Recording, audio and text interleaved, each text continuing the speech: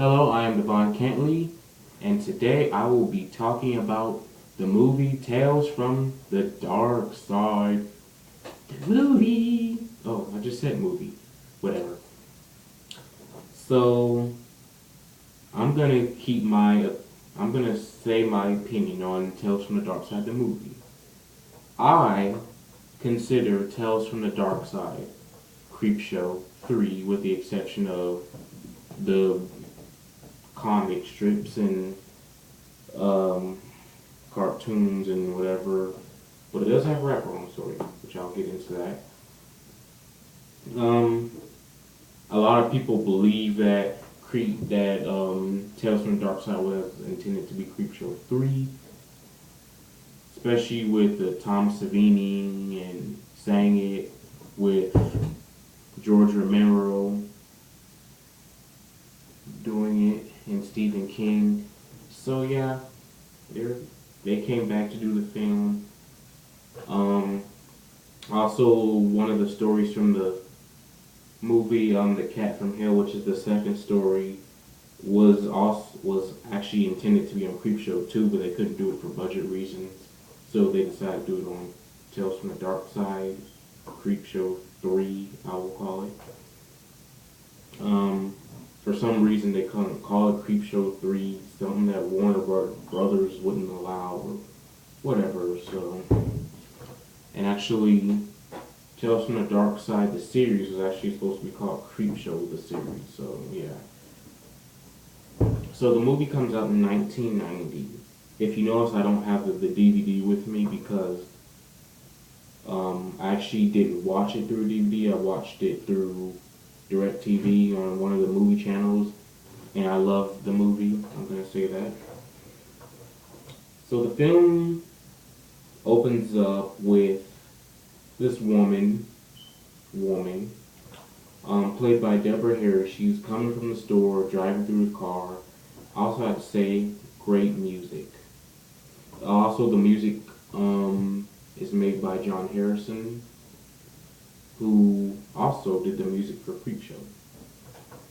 But anyway, she's driving her home, putting up the groceries and all that stuff, and next you know, we see that she has held some, I guess he's 8, 9, 10-year-old boy, 10-year-old whatever boy, in this like cage or this pantry, and the boy's like chained, locked up, and it's sort of funny and just horrifying and weird. So, um, the witch, played by Deborah Harry, she wants to do evisceration against the boy, which means like making a slit, taking out the heart, the lungs, intestines, and all that stuff, putting it back with stuff, putting stuffing inside of him, put him in the oven, and then later eat him. She wants to do it now, but to postpone him getting put in the oven, I guess, he decides that he'll read her some stories. So the first story is Law 249. I guess it's a good story. I don't know the true background history, but it has something to do with it revolves around the revenge of a nerd awakening this mummy. I think the reason he's doing it is because something happened with these two competitors with SA. Or I'm not really sure, but I guess I'll have to rewatch it to understand why. But it's kind of like Revenge of the Nerds, literally. But he awakens this mummy, and he sends them to kill um, this guy's best friend. And to be honest, I couldn't watch the part when he was getting killed because he uses the hook of a hanger puts it, sticks it up his nose, and just takes out his brain. I couldn't watch it. I really can't. I really could not. It was too gory for me. And then like the brain is just in this fruit bowl, so it was like ew. Then the mummy also kills this girl, the guy's sister, by stabbing her back and then stuffing it with flowers and all that stuff. And then the guy, he's like, he's had enough of it. He's hurt, he's lost, so he decides he's going to kill the nerd for waking the mummy. He successfully kills the mummy, but he lets the nerd get away, which he shouldn't have done. Then he ends up awakening the guy's sister and friend from the hieroglyphics. And the hieroglyphics were thought to be destroyed by the guy, but he destroyed the wrong thing. Something about porn or something.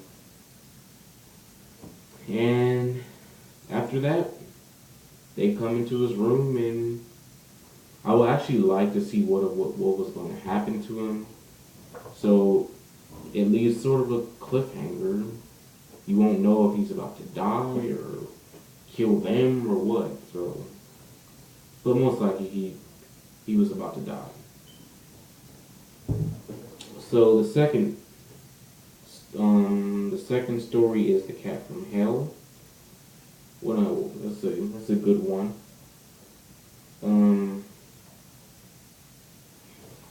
It's about this guy going into this big mansion where this old man hires him as a hitman, and he wants him to kill this cat. The old man believes that the cat has been murdering his sister, his friend, and his butler, and all that stuff. And though it sounds crazy, it's true. So he leaves the hitman to return in the morning, and basically his job for the night is just find the cat and kill him. After the cat is literally tearing the dude up. I mean, the cat's like scratching and tearing off his balls, ripping his face, and all that. And actually, in the end, you won't believe this, but in the end of the movie, the cat jumps in this guy's mouth and goes inside of his body. He's basically choking him while he's doing it. Oh, it's like I don't even want to imagine it. That was so. The old man returns to find the guy dead. The cat comes out through the guy's stomach by clawing the stomach open from the inside, and then the old man doesn't get killed by the cat, but he does die from, I guess, a heart attack or from the fear that cat isn't dead. And so yeah, that the story ends. And then my favorite of all, Lover's Vow. So Lover's Vow, yes, it's my favorite, but it has something to do with this artist. I'm like somewhat cool, trying to start as a young guy, starting his life. He's a little struggle. He's struggling trying to have like people buy his art. No one wants to represent him anymore. So after a night at the bar where the guy tells him he doesn't want to represent him anymore, this gargoyle comes alive and then cuts this guy's head open. Then he goes after the artist, and he begs for his life to not be killed, so the gargoyle is speaking. And I have to say, the gargoyle scared the living daylight out of me when I first saw it. The gargoyle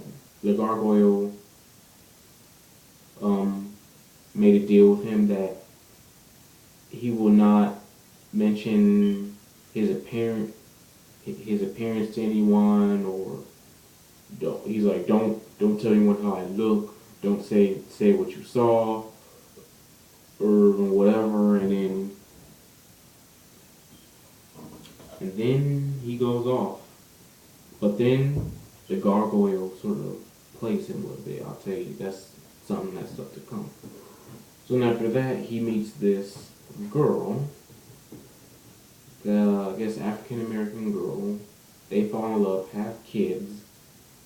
10 years later, though. Well, they had kids originally, but they were growing up during the 10-year period. But the twist is, he tells her what happened 10 years ago before they met, confronting the gargoyle. But then, the twist is, we found out she was the gargoyle the whole time.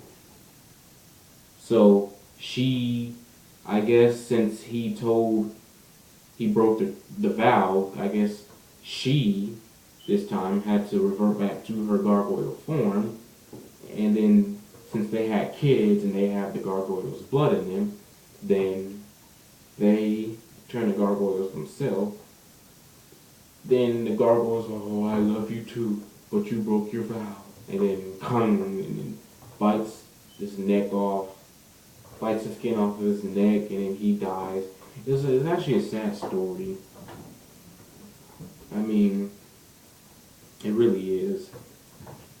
I kind of felt bad for the artist. I really did. He fell in love with that woman for 10 years. And it just doesn't make any sense. I mean, the promise was you can't tell anyone how I look or what you saw.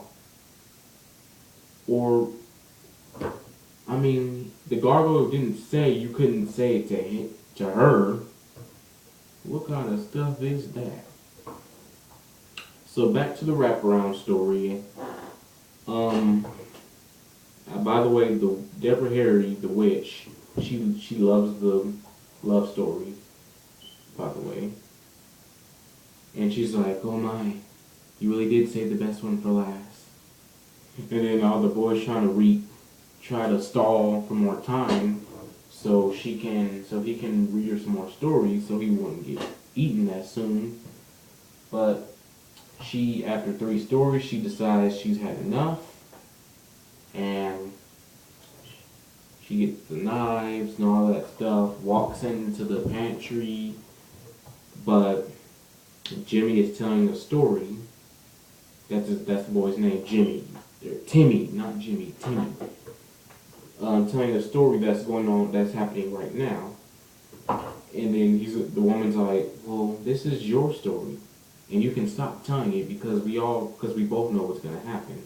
And then Timmy's like, no, you see, something weird really happens.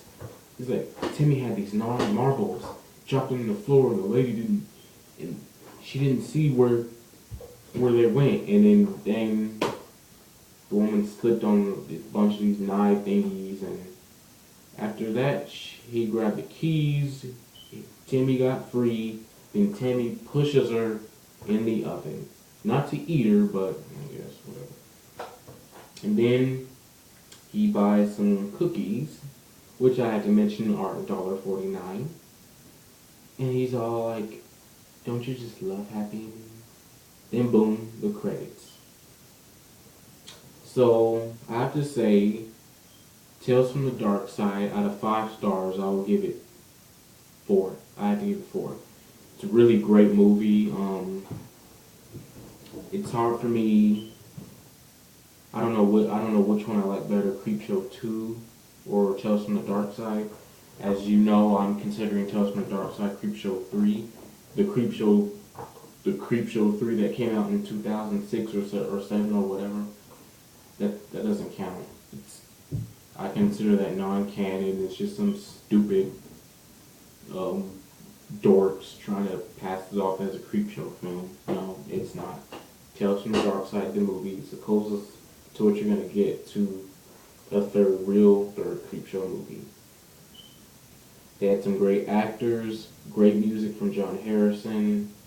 So I highly suggest you watch the film. Get some popcorn, get you some nachos, and just enjoy. I guarantee you'll like this film. So that's my review from Tales from the Dark Side. 4 out of 5 stars. See you later.